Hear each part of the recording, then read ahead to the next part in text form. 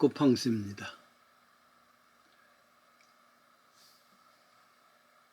한 번씩, 정말 한 번씩 문득 생각나는 장소가 있습니다. 60년 넘게 저 해병대 쫄병으로서 기가 막힐 만큼 고생하던 곳, 저 교동도를 작은 섬을 생각이 납니다. 한 번은 가봤으면 하는 그 직사게 고생하던 때가 왜 생각나는지 모르겠어요.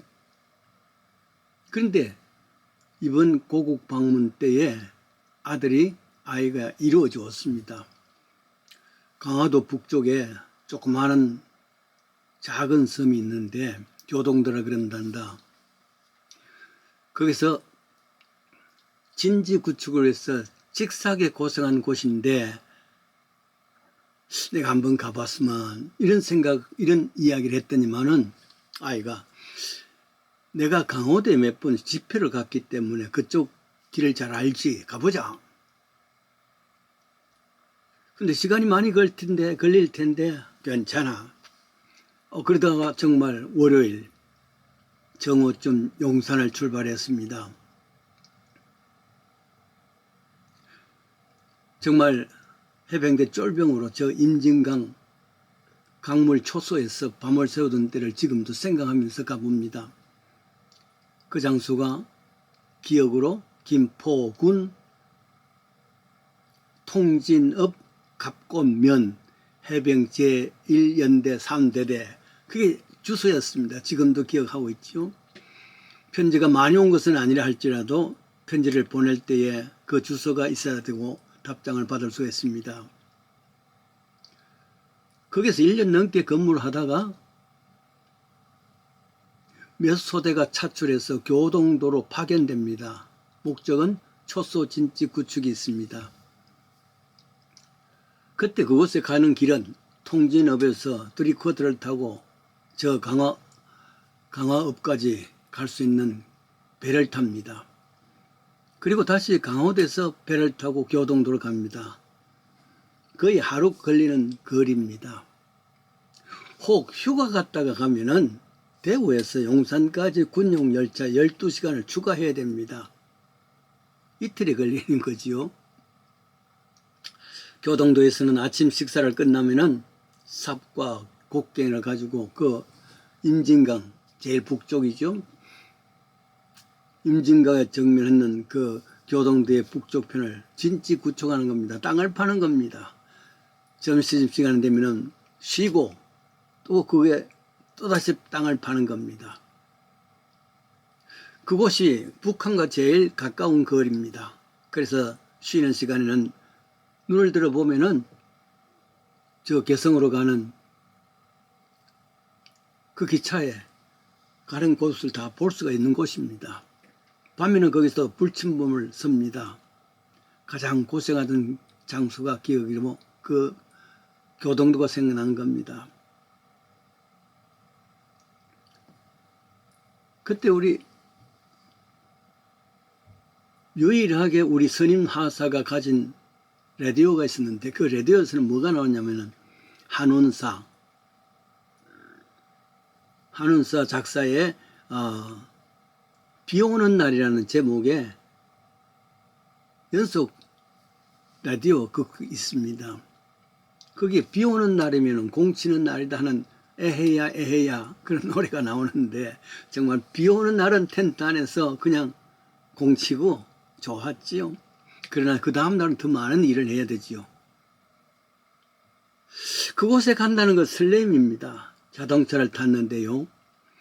강화도까지 그리고 다시 교동도까지 1시간 조금 걸리면 갈 수 있었어요.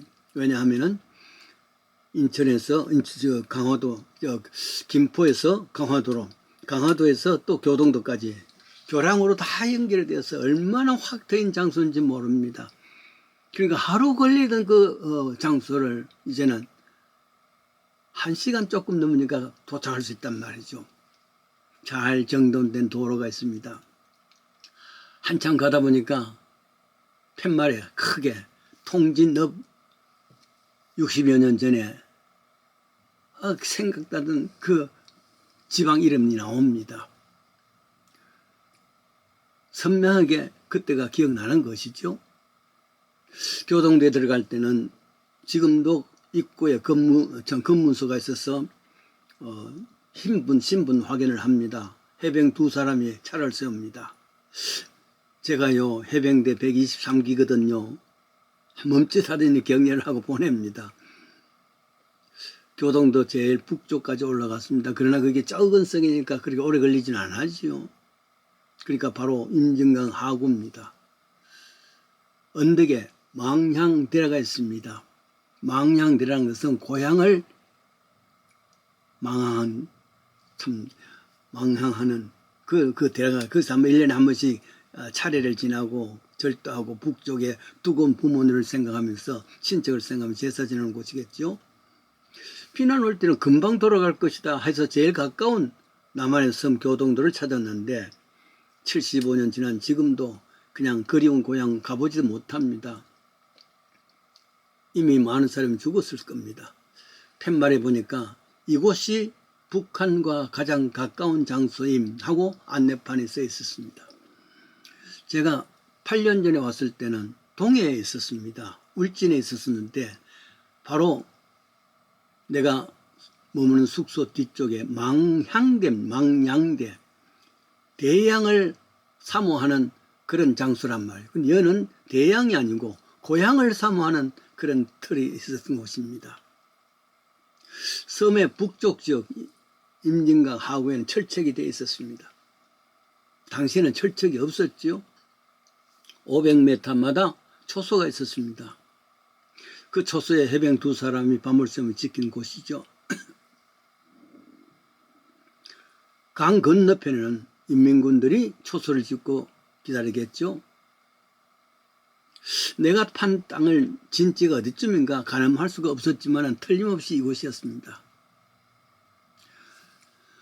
어쨌든 60년이 넘어서 쌍노인이 된 슈퍼 시니어가 된 노인이 찾아와서 옛날을 생각하는 것 자체가 감개하고 무량했지 않습니까? 그때 함께 땅을 팠던 윤수병, 김수병, 김하사님 지금 어디 갔을까? 아마 반은 세상 사람이 아닐 텐데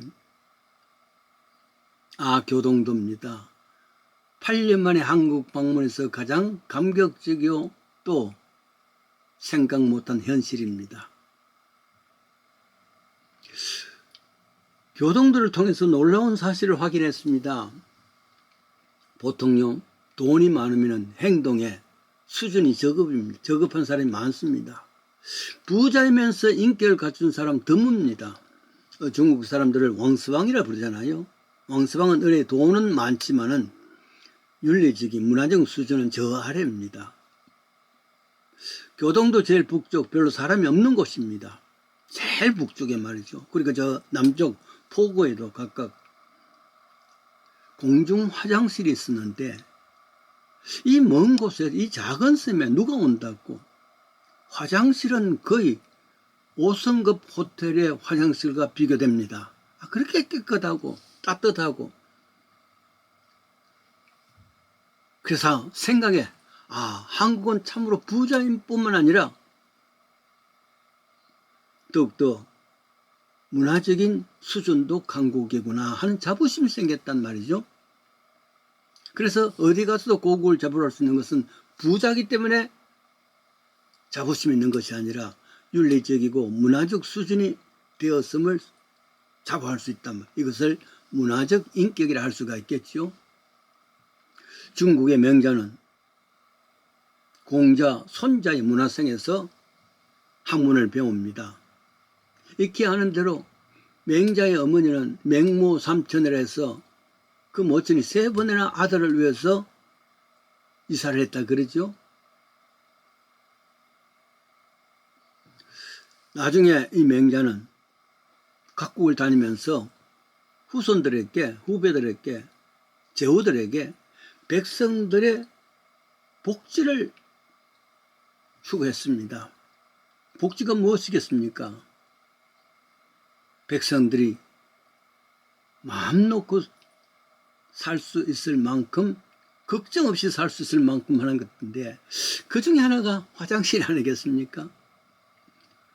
화장실에서 그것을 화장실에서 정말 릴렉스를 하는 것, 그게 최고의 복일 수도 있는데 그 공서를 아주 아름답게 했다는 것도 하나의 큰 복지 아니겠습니까? 백성들은 맹자를 철학자로 부릅니다. 왜냐하면 그 중심 사상이 인이예지입니다. 인이예지. 즉 사람이 갖추어야 할 인격이란 말이죠. 네 가지 마음을 이야기합니다. 의짐, 의로움, 예의, 그리고 지혜입니다. 여기서 측은지심 이런 말이 나오지요. 수호지심 혹은 사양지심, 시비지심 이런 것. 즉 측은지심이라는 뭐냐 하면은 사람이 다른 사람을 여기서 측은히 여기는 마음이 없으면 사람이 아니라 그럽니다. 살면서 부끄러워하지 하는 마음이 없다면 사람이 아니랍니다. 그리고 무슨 일에도 아닙니다 하고 사양하는 마음이 없으면 그것도 사람이 아니라고 합니다. 뿐만 아니라 옳고 그름에 대한 바른 판단할 수 있는 지적 능력이 없으면 그것도 사람이 아니라 그럽니다. 이 네 가지의 심성을 가진 자라야 공동체의 리더가 될 수 있는데 그게 없으면 어렵단 말이죠. 그게 없으면 참 스승이 될 수 없다 그럽니다. 측은히 여기는 마음이 인의 마음이라 그럽니다. 부끄러워할 줄 아는 마음이 의의 시초라 그럽니다.